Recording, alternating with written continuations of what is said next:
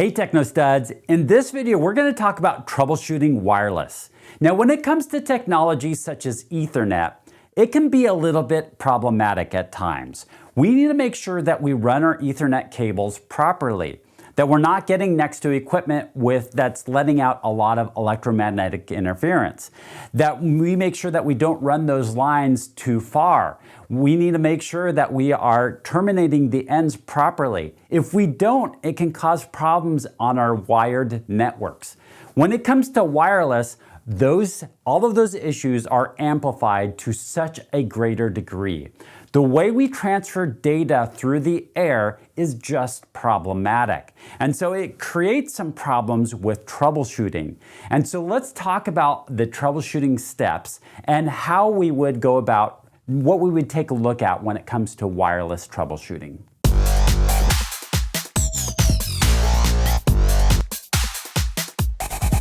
In this video, we're going to start out by just taking a glance at those troubleshooting steps, and then we'll talk about some issues that could come up when it comes to wireless not connecting, and then we'll also talk about when we are connected, we just have poor performance or low speeds, low throughput. So let's talk about those two different scenarios. Just a reminder, when it comes to troubleshooting, we're not just going to jump in and start making changes and see what happens. When we approach things that way, we end up with misconfigurations, causing more problems, and just creating chaos with our networks. So we need to take an organized approach to troubleshooting. Sit down and actually analyze what is the problem. Identify the specific problem that you're having. And then think through what could be causing that. So there's a brainstorm session that comes up where we think through what could be causing that problem. And we're going to then choose something that we have some sort of theory behind of what could be causing the problem. Then test that theory out. Find a way to be able to change the environment to be able to test that specific variable out. Sometimes it is changing a configuration, but there are other ways that we can go about that as well. Then establish a plan of action, roll out that plan of action, and then verify that you have corrected the problem. And then don't forget the last step, documentation. Chances are you'll probably encounter it in the future, and there are times we forget what we did to actually change the outcome to improve the situation. So make sure you document at the end. Let's first of all address when a client machine is not making any sort of connection, when you are just not getting a connection. So what are some of the possible things you can try, and what are some of the possible problems that you will see? Well, first of all, you can use ping in this scenario. Ping, it works just as well on wireless networks as it does on wired networks, with one exception, and that is wireless networks are layer 1 and layer 2. So if you're not making a connection with layer 1 and layer 2, you're just not going to be able to ping anything that's out there. So ping does give us some feedback though, so still utilize that. Check the interface for connectivity. On your client will tell you whether it's connected or not connected. You could be connected but still not be able to communicate to anything, and that's going to be a different scenario than if it's not connecting at all. If it's not connecting at all, maybe it's some sort of wireless password that you've got wrong on there. Maybe you need to clear out the configs of it. You need to wipe out that network and then get back onto it and retype the password in. So maybe there's something along that lines. If it's connected, it may tell you that it doesn't have internet connectivity, or it may give you some other feedback with it. So check the client to see what kind of information is on that connectivity. You can use ipconfig or ifconfig to see if it's getting the proper IP address.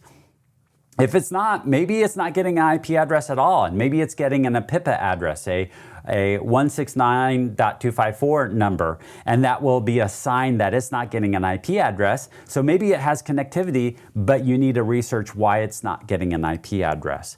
You can check the wireless client settings, go through there, make sure that maybe you're getting, there's a statically assigned IP address to that machine, and so there's something wrong with that. So check the client machine with it and Try connecting to another network. You can take that client machine and connect it to another network, and that will let you know if the wireless card is even working, or maybe it can connect to another network and it's something problem with the wireless infrastructure that you're trying to connect to, or you have some sort of configuration wrong on it. And then one thing you can also try is to update the machine's drivers, update the machine's firmware, update the machine's OS, operating system, do updates on the machine, and something along that lines could also be causing a problem, and that update could fix the problem. So those are some things to try if you're not connecting at all. Troubleshooting intermittent issues and slowness can be difficult at times. When you're having an issue where something is just flat out down, what you can do is you can sit there and try different commands and try different things until you get it up and running and solve the issue.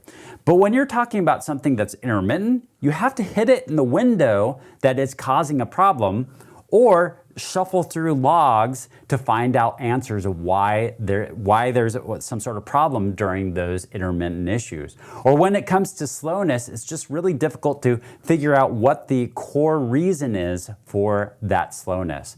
And so you'll spend a little more time probably in those scenarios with troubleshooting. So just be patient with it. One thing that you can do just to eliminate some of these issues is just making sure your software is up to date.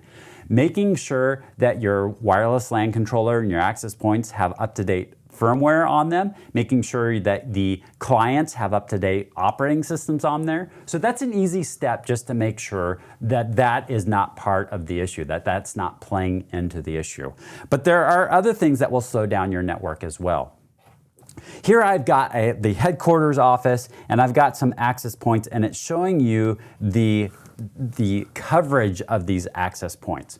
So what are some other things to work out for? Is watch out for clients that don't have strong signals. These access points, so if you've got an access point that's right here, then this access point is going to be connected by multiple clients. It acts as a hub. So if you've got somebody at the far reaches of your network that's out here, and they are out here, and it takes them a while to communicate because their speed is slower, the further you go out, the connection gets poorer, and so your speeds decline. That's going to affect everybody that's connecting to that access point. And so watch out for those devices that are too far out from your network. In fact, you can set up your access points when you have a higher end access points to make sure that, number one, you're not broadcasting too much power out in the coverage area that you're trying to reach, but also that devices that are on the far extent can't connect to your access point. It doesn't allow them to access your access point if they have too weak of a signal. Kind of along the similar lines is watch out for the protocols that they're using. There are some older protocols that are not as fast as newer protocols. So if somebody's using the older protocols, then that can slow down your other users. So sometimes we want to shut off some of those other protocols to improve the operability for the users that are connecting to the access point. Watch out for any high access users who are using a lot of bandwidth. So if you have a user that, even if they're close, if you have a user that, let's say, sitting well within this range of this access point, and they are downloading lots of information, and they have lots of information that's flowing in and out of their computer, that can be problematic for others. Once again, this acts like a hub, so when that device is communicating, other devices can't communicate, causing problems. Watch out for interferers within your space. So perhaps you have a microwave that's somewhere in your space, or maybe you have some other devices that use that 2.4 gigahertz or 5 gigahertz frequency. When you're using the enterprise level access points, a lot of times these devices will actually point out to see if you have other interferers close on your network, things that are interrupting the signal between the access point and the client. So that can help to troubleshoot some of this as well. Also, these access points, they're capable, if you've got nice ones, are capable of quite a few clients to them, but there is a limit on how many access points or how many users can access an access point all at once. So if you've got lots of people and you're saturating that link, that access point, that is going to be problematic as well. And then also look for blind spots in your network. So there could be spaces where, let's say, this access point right here goes down, and now you have this spot in here that's not really getting great coverage. And so that could also happen on your network as well. So make sure you've got really great coverage, and access points have come down a lot in price. So you should be able to do some pretty decent coverage across your network nowadays. So that way you don't have those type of blind spots. So those are a few things to watch out for when it comes to slowness on your network and intermittent problems. Okay, so there you have it. We talked briefly about the troubleshooting steps.